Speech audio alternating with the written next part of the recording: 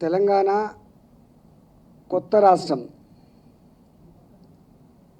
మొన్ననే 2 సంవత్సరాలు పరిపాలనని ప్రజలకు గొప్పగా అందించి సంబరాలు చేసుకున్నాం. మేము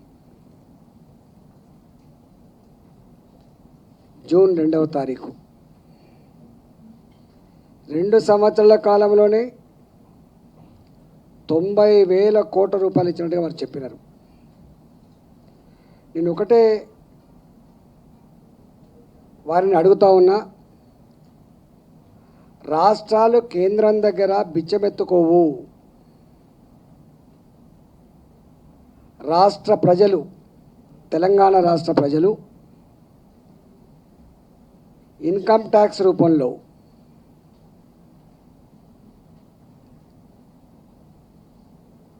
సెంట్రల్ ఎక్సైజ్ రూపంలో, కస్టమ్స్ ట్యాక్స్ రూపంలో, సర్వీస్ ట్యాక్స్ రూపంలో, రకరకాల పన్నుల రూపంలో వేలాది కోట్ల రూపాయలని కేంద్ర ప్రభుత్వానికి మేము కడుతున్నామనే విషయం మర్చిపోయినారు. దేశం తన ఆర్థిక వ్యవస్థ ఆకాశం నుంచి రాదు. ఈ దేశంలో ఉన్న 29 రాష్ట్రాలు, ఆ రాష్ట్రాల ప్రజానీకం పన్నుల రూపంలో కట్టే డబ్బులనే విషయం వాళ్ళు మర్చిపోయిండ్రు. దీంట్లో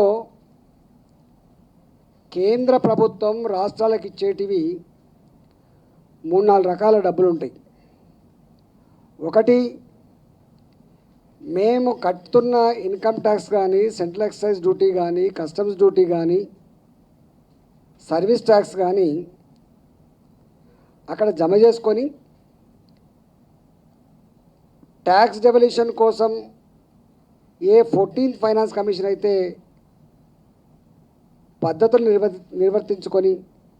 నిర్వచించుకొని ఆ ప్లాన్గా ఆ పద్ధతి ప్రకారం వస్తుందో దాన్నే ట్యాక్స్ డెవల్యూషన్ అంటారు.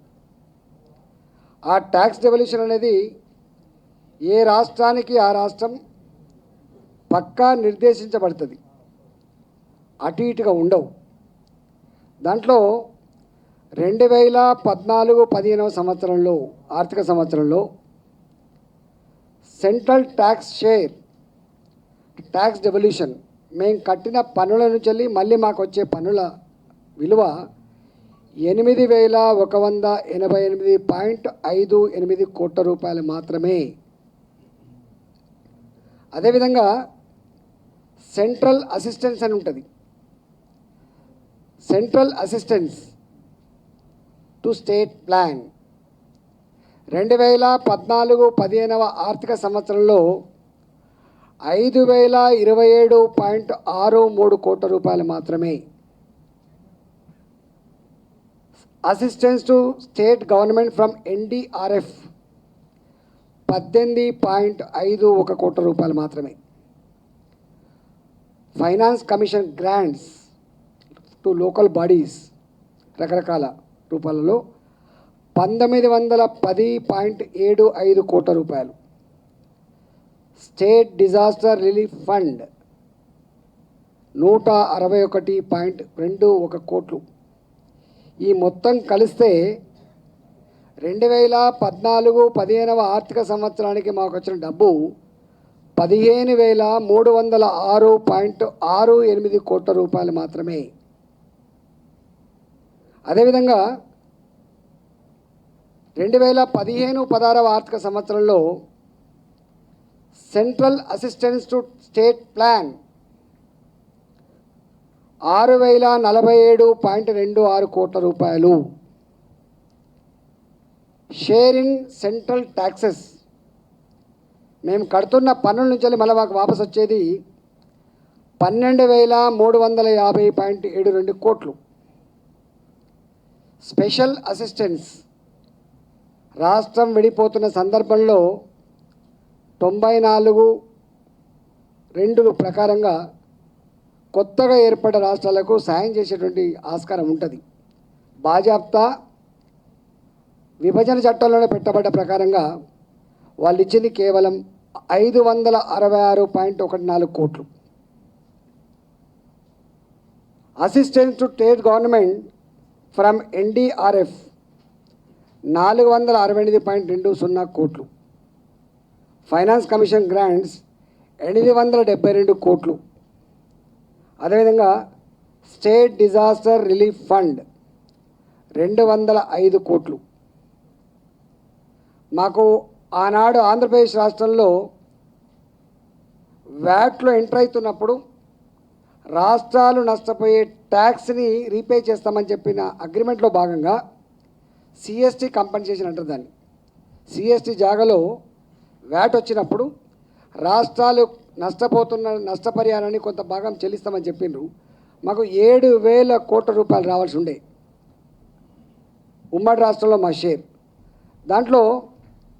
దాంట్లో మాకు ఇప్పటివరకు ఇచ్చింది కేవలం 918 కోట్లు మాత్రమే. మాకు రావాల్సిన దాంట్లో 7,000 కోట్ల రూపాయలు రావాల్సి ఉంటే 918 కోట్ల రూపాయలు మాత్రమే వచ్చినాయి.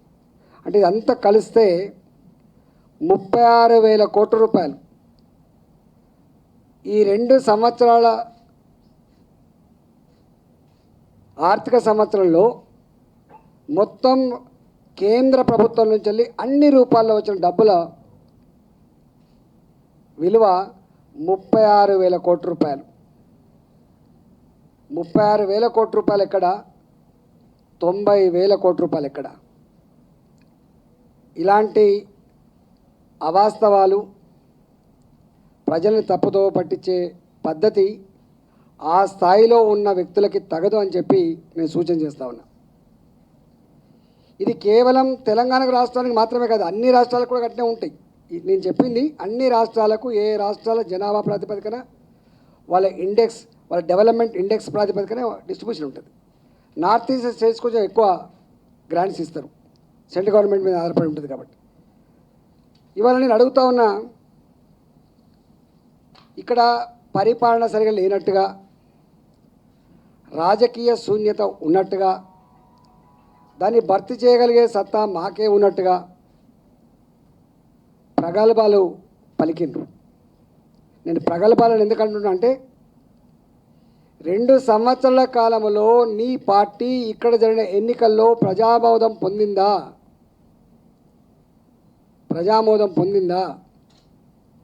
ఇవాళ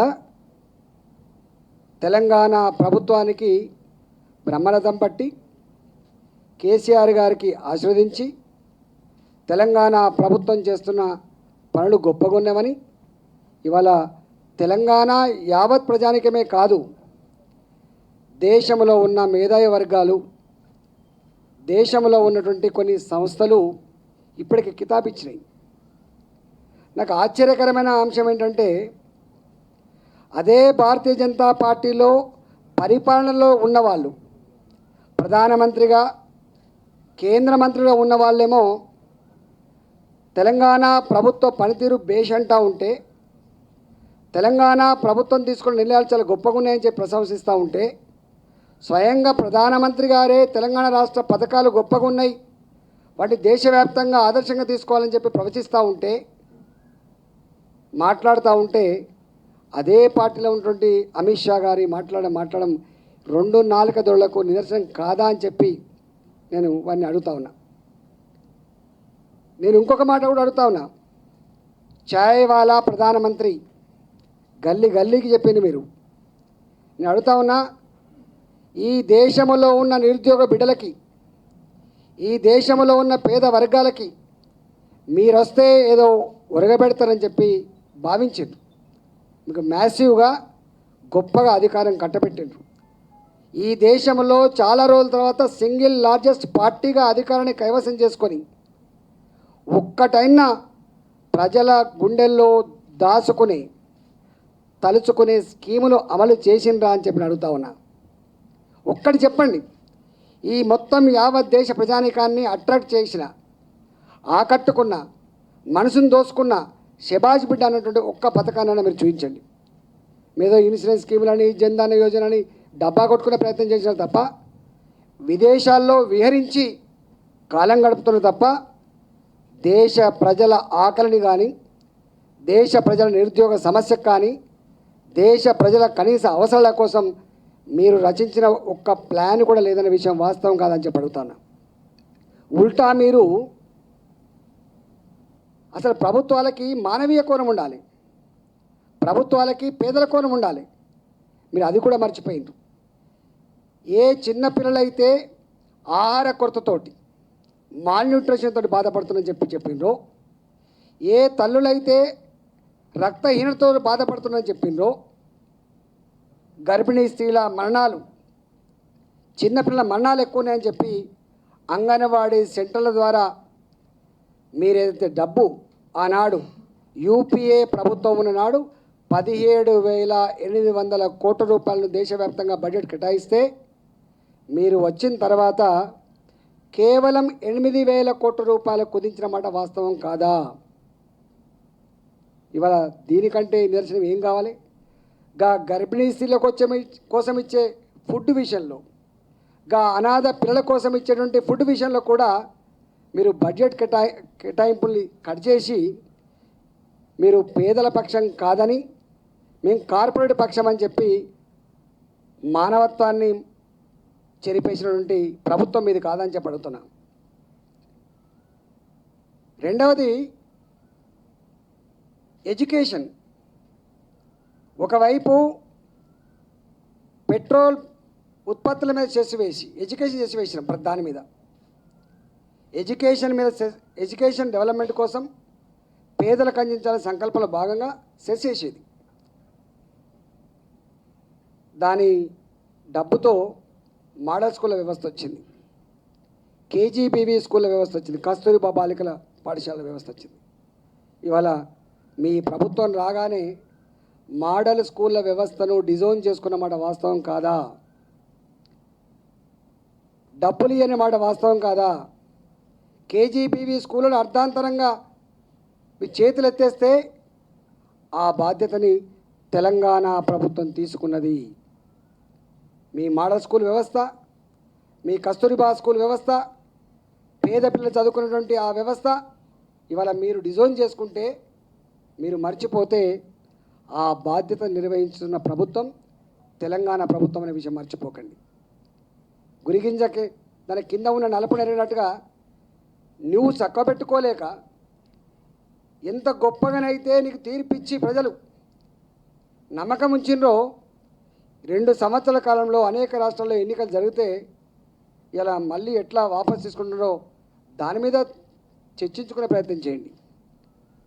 వాస్తవ ప్రపంచంలో రండి, భూమి మీద ప్రయాణం చేసే ప్రయత్నం చేయండి, రాష్ట్రాలు చేస్తున్నటువంటి గొప్ప పనులలో భాగం పంచుకునే ప్రయత్నం చేయండి, మద్దతు ఇచ్చే ప్రయత్నం చేయండి. కానీ ఈ విధంగా రాజకీయాల కోసం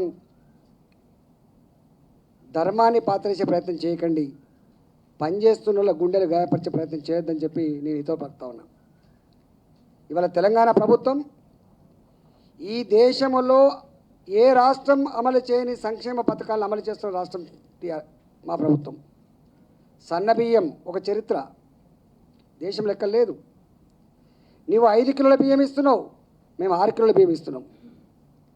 నీ పెన్షన్ 200, మా పెన్షన్ 1000 రూపాయలు. ఫస్ట్ టైం బీడీ కార్మికులు కూడా భృతి ఇస్తున్న ప్రభుత్వం మాది, 1000 రూపాయలు.